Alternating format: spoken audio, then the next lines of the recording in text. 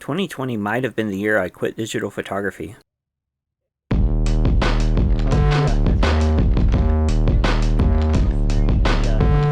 I began 2020 with a Fuji GFX 50S medium format digital camera. I would shoot it along with one or two other film cameras on any shoot. My standard workflow was to do the main shooting with a digital camera, get the readings off of it, and use it for film pictures. But this also led to a lot of distracted shooting. In April, having lost my job, I decided to sell the GFX.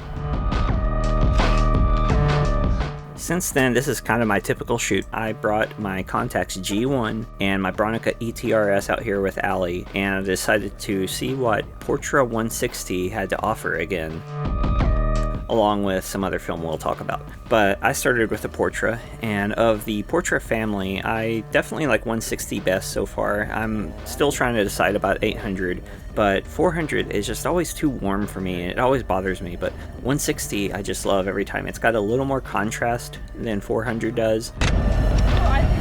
It's okay, we'll do one more. 1, 2, 3. Oh, I'm sorry. The color is definitely still desaturated, but I just really like how smooth and consistent it is. And I really like how it turned out in these photos. And this is really the Portra wheelhouse, so to speak. Warmer light near sunset, a little bit of dynamic range to play with. Still, I was extremely pleased, and I think I'll probably continue shooting some 160.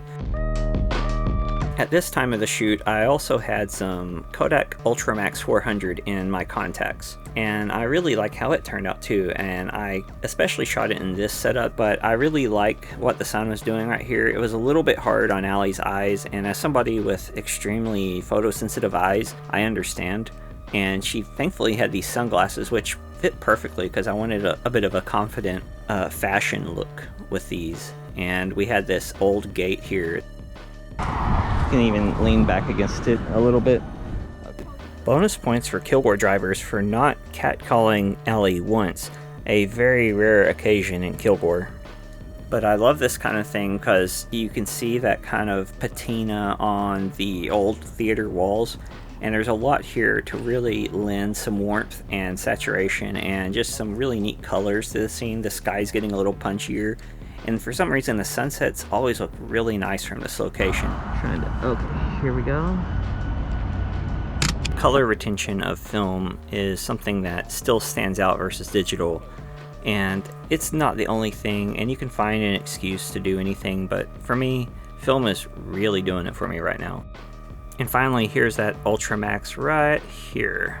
You see the punchy colors, not as desaturated as Portra, and I just really love how it has that retro feel and doesn't kill it with grain, but it's got enough grain that you feel like you're shooting film. Ultramax has fallen into the Lomo 400 category, which is probably descended from the same Kodak VR and gold emulsions past. You can't really tell from the video, but it was extremely bright. This was a little more sunset looking on video than it was in real life. In between these. Oh, that's perfect. That's beautiful. Okay. But around this time, I had used up most of my Ultramax, and I decided to load some Ferrania P30 right here in the Contax G1.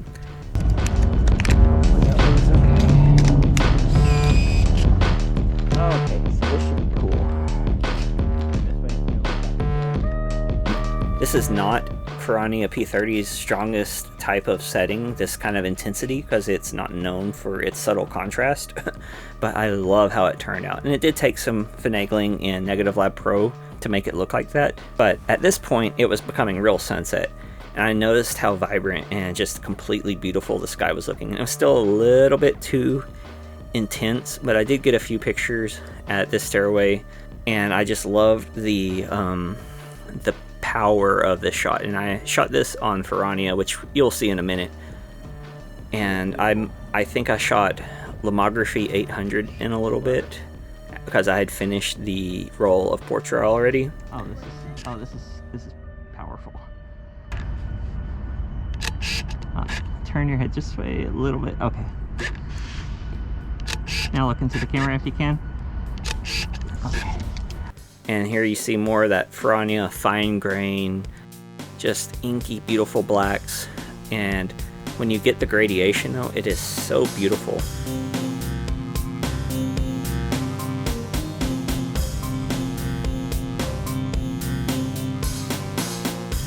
we went around the corner in some shade because I still had some Ferrania, and Ferrania does a lot better in situations that don't have such blasting contrast. This is open shade, so it was plenty bright here, but Ferrania does really shine in these situations, as you'll see. And this corner was just on the opposite side of the sun, which is the ideal open shade situation. And I'd like to take a minute to thank my patrons listed here. Thank you for contributing to this channel, and I really appreciate it. You help make this possible.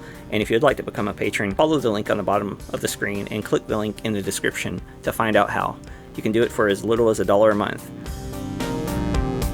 I was trying to play with the reflections and shooting through the glass here, but I didn't have a polarizer on hand, so I abandoned that first idea. But then I saw right here like a mirror, basically, with the lighting the way it was, and I decided to see how it looked on Ferrania, because I knew, again, this is basically ideal open shade, but there was some sunlight coming through on the windows from, you see how bright it was on the street, but that light, that direct light behind us, wasn't shining right there because of that really nice area over there. And yes, I shot some Polaroids.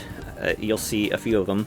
The first few were on some hopelessly expired stuff I had, but I had one shot on some fresh Polaroid, the new type of I-type film. I shot an Impossible I1 camera I came across.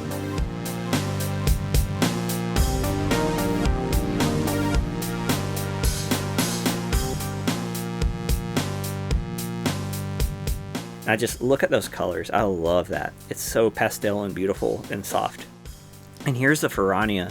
Look at that contrast in that open shade. It is just a beautiful film. Just really lovely transitions and tones, and I just really dig it, and have got to shoot a lot more in situations that aren't so punishing to it. But from here I decided that the stairway color was too nice, and I didn't really have much slow color film on me, but I had a roll of Kodak 250D ECN2 film. I decided to shoot that in the Contax G1 and take advantage of just that beautiful sky and all these simple angles. And when she was up the stairs here, I got to kind of remove some of the background, and I really like how that turned out, how I could play with more geometric shapes and simplicity than having everything back there. And it was just the blue sky, the stairway shape, and the shadows, and that wall was acting as a large reflector. And like a lot lately, I realized that I no longer needed my digital previews. I would mess up occasionally, and that's kind of the nature of film, is there more mistakes that you don't know about right off the bat.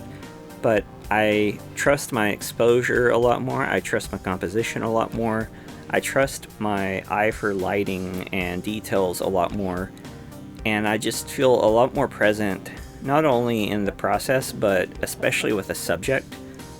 Also, I opened the back of the G1 intentionally after I'd finished the roll of 250D, because it didn't auto rewind for some reason, and I decided that the light leaks might be something fun. And I like how the Cinefilm, because of the rimjet layer, kind of limits the damage of light leaks, I think. And you'll see the spoilage on this Lomo 800 too, but still, the color is beautiful. Remember when people wanted to put textures on like every digital photo? And no, I'm sure I haven't completely quit digital, but for this year, I put my digital camera away and embraced my film cameras, and I don't regret it a bit. I believe it's made me a better photographer, really. I know this Contax lens gets trash for it, but I love the soft corners. That's beautiful. And please subscribe and turn on notifications, and you'll want to see what I've got planned for 2021. It's been a heck of a year, but let's make 2021, at least an improvement. Thanks, and I'll see you next year, I guess.